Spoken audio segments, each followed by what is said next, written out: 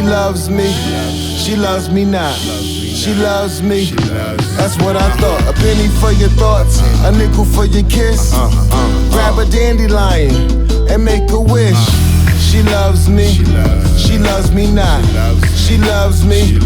That's what I thought. Diamonds in the eyes, gold in the heart. Face like a Da Vinci, her body's a work of art. Got a nigga motivated. She puts me like a shopping cart. Babe, marry me, and it was a ring pop? Absolutely. So you lost everything tomorrow? Absolutely. I'd still marry you.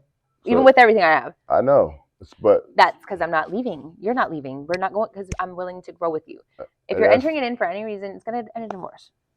That's why divorces happen. So do you think that? So you think that everyone that got a divorce was anticipating it when they first got married? I think that there were red flags. Yes, there were red flags. They knew that there were certain things in their dynamics that probably weren't going to work, or along the way that could have been fixed or weren't worked on. Because again, I don't think there's anything you can get through. But we just agreed that people get totally blindsided by these things. Then I said I feel bad for those people because it's not fair when one person just completely shifts the rugs from under you. You should know about that. So that's not fair. But what I'm talking about, you said, what if there's things along the way? Okay, then you choose to work with that person. We have to negotiate. We have to compromise. Even if we're arguing for a fucking year, we're going to figure that shit out because you were not divorcing over some stupid ass little, you know what I mean? Yeah, I agree with that. But like I said, I just think. And if you're only marrying me because I have my shit together, then. No. No, but I'm saying, you're saying two people that don't, one person can have something and one person cannot, but I'm still growing and showing that change and being better. Then it shouldn't be. It shouldn't fucking matter because you should be willing to help me grow too. That's so selfish. Yeah, I will. I'm not saying you specifically. I'm just saying that's not a good example because it's selfish. That's selfish. That's ego. This is an example like a credit score. I'm just telling you how the dynamic. No, but that's an ego. When people get married, there's things that happen. Like everything merges together, and some people don't always think about that stuff. I do. I don't think people think. A lot of people don't even. I say a lot, but some people don't even know that stuff like that happen. You know, but they don't care. Seriously, culturally, a lot of people don't care. No, they don't care because they're willing to choose that person no matter what. And that's the beautiful part of marriage that I like to look at. And then when they get hit in the head with these things, it's fuck it, I ain't really divorcing now. I love that woman enough to keep working on it. That's fine, but then they're like, I didn't know marriage. This is what marriage was about. And that's just lack of knowing. There's always should be a knowledge going into marriage. Like I said, I was raised around a marriage. My grandparents had a beautiful marriage until her passing, and I aimed for that type of relationship. Honestly, that's how I know what I want and what I need in a masculine feminine balance because I've seen it. I was raised around it. I don't think you can know unless you've seen one, and it sucks because that's not always the case. I think it depends on your personality. If you have a personality that's like you say, like you can adjust and you're reasonable and you. I'm not like that with anybody else though. It's just you. I think that's what I'm saying. I think that I've met you and I was willing to I recognize your masculine energy because of what I've seen with my grandfather. You know, I recognize that you are not taking your crap. No. Like I'm just playing, baby. No, you check me. I take your crap. You check me, put me in my place, and that women don't like being put in their place, and I don't like being put in my place, but you do. You check me on my shit. Women be like, and I'm okay with that. They were like deep down, I want somebody to put me in my place, but I ain't gonna let them know I want to put me in my place. But I'm gonna let you know I do. Yeah, that's crazy. It sucks, y'all. Get out your ego. That's nutty stuff. It's ego. Man. No, get out your ego. And women tend to stay with men only because they don't want another woman to have them.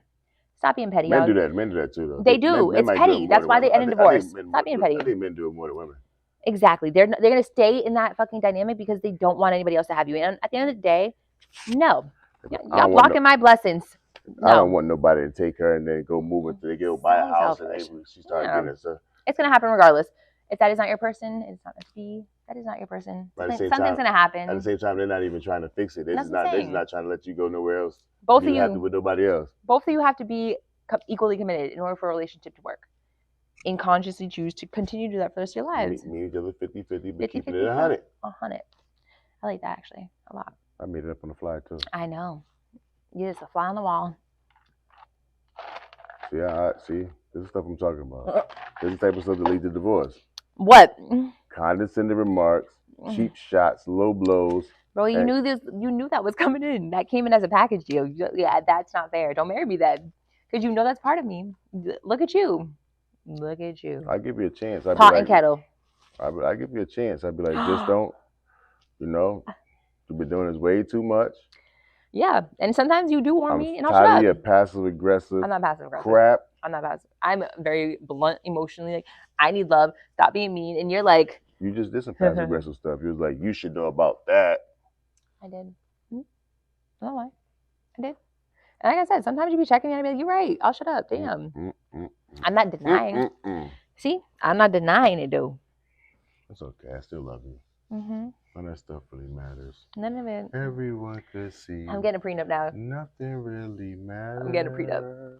I want one of the prenups to be like, if you stay 2 years or longer, oh you'll hell get no. $100,000. Oh if you say 3 years to 4 years, you get $500,000. I'm not signing that. That's crazy. That's wild. No, that's nuts. That's nutty. I'll give you alimony, $50 a month. Alimony. That's messed up. Until you get remarried. Man, Wendy Williams' husband cheated on her. I'd be heated, yo. I'm not another paying girl shit. pregnant. Put me in jail. And he crying over alimony right now. Alimony payments to take care of his new wife. See, that's what I'm saying. I ain't That's signing crazy. shit. I ain't signing shit. Because technically, I don't got to pay you alimony if we still married. That's what she get. You know what that happened to? What's her name? Terry McMillan. I think it's the name. The lady that wrote How Stella Got a Groove Back. Yeah. You ever seen that movie? No. The dude that she. Well, yeah. Actually, I said no too fast. So the dude she ended up marrying. Ended up coming out as gay. Left her. Got his green card. Wow. You know what I'm talking about? He a citizen. And then she had to pay this man. I don't know the exact number, but it was like 5 figures a month or something like that. Yo, dog. And he was a player of the millennium. Nah. Early 2000s. See, I feel like that's so sad. I feel like you're searching for a love or a man so bad that you're ignoring red flags when you do that. There are red flags along the way. There is no manipulator in this world that is completely foolproof. That's not true, man. I mean, there's some good manipulators, but I mean, most of those people that are being manipulated are so desperate to hold on to someone or something that they're looking past those things. Not always, man. Yeah. Some of these people are good, man. Some of these people no, when are I good said at it's not always the case. Disguising who they are, and no, but there's still red flags about that. Yeah, there's still inconsistencies that if you're not trying to hold on to that person, you're gonna catch on to that. Bree, a little different. You're a little street smart. Your book's smart. I call bullshit. You've been around these things. I call people, bullshit. You know what I'm saying? It's easier for you, but some of these people, I'm guiding them. I'm telling them. Been exposed to these things. You know, they haven't been exposed to. That's why I'm exposing them now. And these liars and crackheads. You know what I'm saying? Crackhead gets you, man. You got to figure all type of stuff. I ain't getting You be like, I think you smoke crack. You be like, crack? I never seen crack in my life. Crack? What's that? Like, crack is whack. Yeah, crack is whack and cheap. Anyway, no, but that's why I'm trying to tell them. Like, if they're feeling like they're latching onto that person so bad that they're just not willing to look deeper to lose them, listen, I'm gonna go through shit. I don't give a fuck. I don't care. Like I'm not willing to hold on to you so bad that I'm gonna tolerate your red flags. There are red flags. There are inconsistencies in stories. You are not a foolproof. You're 90% of the time. I'm saying you are not foolproof. So women, do not be so desperate to be in a relationship that you will accept that half-ass shit. Men do it too. Yes, men do too, because women ain't shit too. Men do it too. Let's be real. Mm-hmm. Yeah, do not allow that. Like, for example, look for those red flags. I have an addict childhood friend that recently passed away. You know? But she was married to a guy, and one day, boom, the feds just knocked on the door. Where's your husband at? That's gangsta. Locked him up. He was from, I think, from Liberia. I think. Oh wow. And they deported him. And she had no idea that he was scamming all this time. But there could have been something. There had to be something. No, if you know that man. When I was talking to her about it, she was like, he always had nice clothes, stuff like that. You know what I'm saying? But exactly. But she wasn't willing to look deeper into it because she probably was willing to sacrifice a lot of her boundaries to keep that relationship. That is not real love. It is not going to lead to a successful marriage. We can't say that's not real love. It's not real love, because if you're willing to sacrifice your own boundaries and you're ignoring those red flags and who they really are, you're creating a false perception of them. She created a false perception. She didn't ignore the red flags. She just didn't even know they were red flags because she's not as savvy and street smart as I'm saying. See, but that comes with inner healing. That comes with working on myself. That it was not street smart. That comes with the fact that I know come on. That is not street smart, babe. She had no idea. Babe, she just said. I asked her. That was the only indication? Huh? She didn't go through his phone? She didn't see phone calls that were sus? She didn't know he was from Liberia? She knew he was from Liberia. She knew he was scamming. Exactly. He was scamming. Exactly. Red flag. And she was willing to ignore that. No, what? Ignore it. She's willing to, you said she knew he was scamming. No, she had no idea he was scamming. Okay. She had no idea until the cops the feds knocked on the Okay. door and took him away. How did she think that he was getting those clothes? Why didn't she ever ask? He works. He got a job. But y'all live together, right? They live together? together. They're married. Why is it that's not in our budget, honey? What the frig? How are you It getting? wasn't How their are you, budget. honey? It How are you getting all this obviously- nice stuff? It wasn't affecting their lifestyle.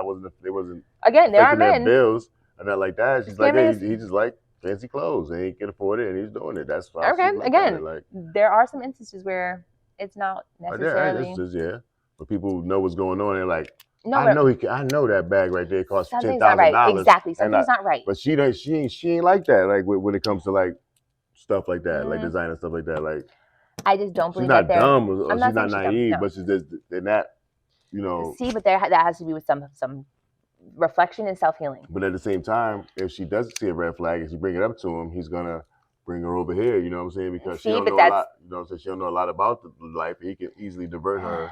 You know what I'm saying? She can pacify her. A lot of times people, like you said, they're uneducated. They're not just that. Sometimes people just want to be pacified. They just want to pacify her. And that's the thing is that no, that's not going to lead to a healthy marriage. And that's the thing that you're accepting that it's going to lead to failure. If you want to be pacified, you're not accepting a healthy marriage. You know it's going to end or could end. They had a good marriage. I mean, she just done he was scamming and he got arrested. Their marriage is done.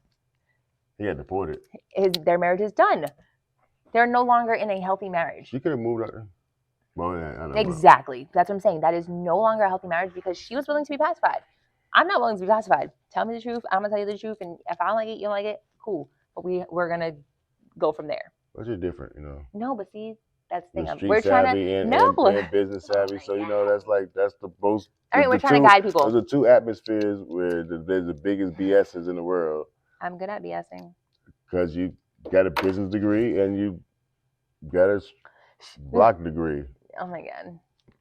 Jumped off the porch and landed in the streets. Yeah, so you know it's different for you. All right, but still, so we're helping people. We're guiding them. Let's guide them into the proper way of viewing. Hopefully we're helping people. I would hope so. Let's I'm not going to assume, but let's decide if we're helping them. Yeah, no, I'm not or going to we're assume. just rambling and they're like, what are these people talking about? We can go to edit this and it's trash. It's not going to be trash. But I'm just saying, I'm hoping that my wisdom that I was passed on is getting passed on to someone else because I want to raise your daughters to be wives. I want them to be successful in what they choose to be, but I would like them to be wives. And that's the thing in the Black community. We're not really teaching our daughters. No. You need a man or you got to have a companion. You know, when you get 60 years old and you ain't in the best of health, who's going to push you in that wheelchair? Yo, I've seen the process of life and death in a marriage, and it is the most beautiful, scary thing I've ever seen in my life. I saw them live amazing lives, travel, just grow, and then I saw what it was like to have someone by your side at the end.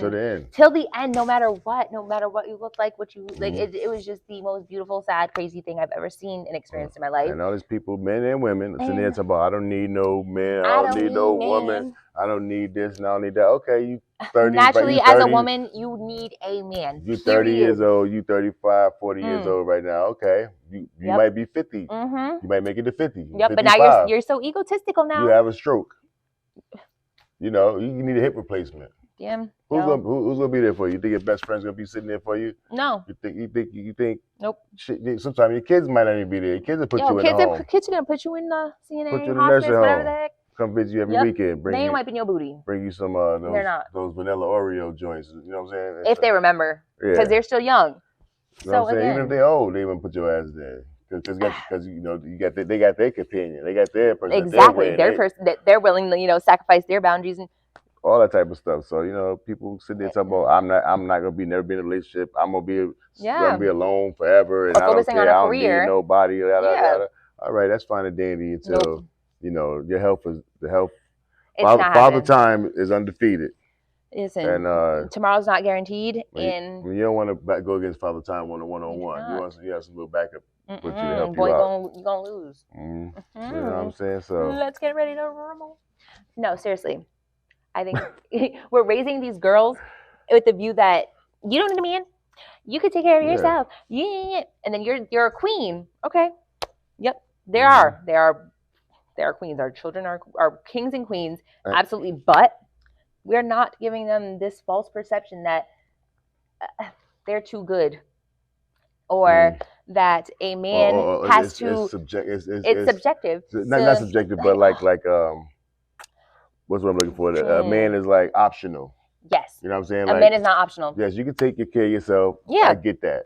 You know what I'm saying? So don't. So a lot of women are like, go through school. You know, it's cool. Yeah. You're here. Mm-hmm. Don't step out of line because. But if I gotta step out, if I step out of college, all right, so I meet you, I'm in college, first year, and I know you're my husband. You're willing to provide me, and we're willing to do this. I'm dropping out of school if you tell me to. If I had to choose between getting that college degree and focusing on that family home that we would need or want, then that's what's gonna happen. And I think you can always go back. Well, yes, and you can always go back and finish school. Again, like you can always. I mean, that's you're racking up debt for what? But I'm just saying, you can always go back. You can repair your marriage. Yes. A year later, 6 months later, go right back to school and get your man skip a beat. You know what I'm saying? Let him get on top so he can provide you with the stability, security, and life that you and your children or future family will need. But he can, support you when it's your time. And then by then you'll know like where and who you are. But I'm not gonna and I think a lot of girls should be told that you're a queen. Absolutely. I'm a queen, you're a king. 100%. You should be able to take care of yourself. I'm never too good for you. I deserve you. The way you have to work to deserve me, I have to work to deserve you too. I have to show you that I'm gonna work for our relationship. I'm gonna work to deserve you. I'm gonna cook and clean and listen to you and respect you. And that's not the energy with most modern women, as they call it. Yeah, and then they're raising these children who are gonna grow up, and it's kind of like they're crippling them from being married. Yeah. Marriage is failing because of the people that are raising these children too.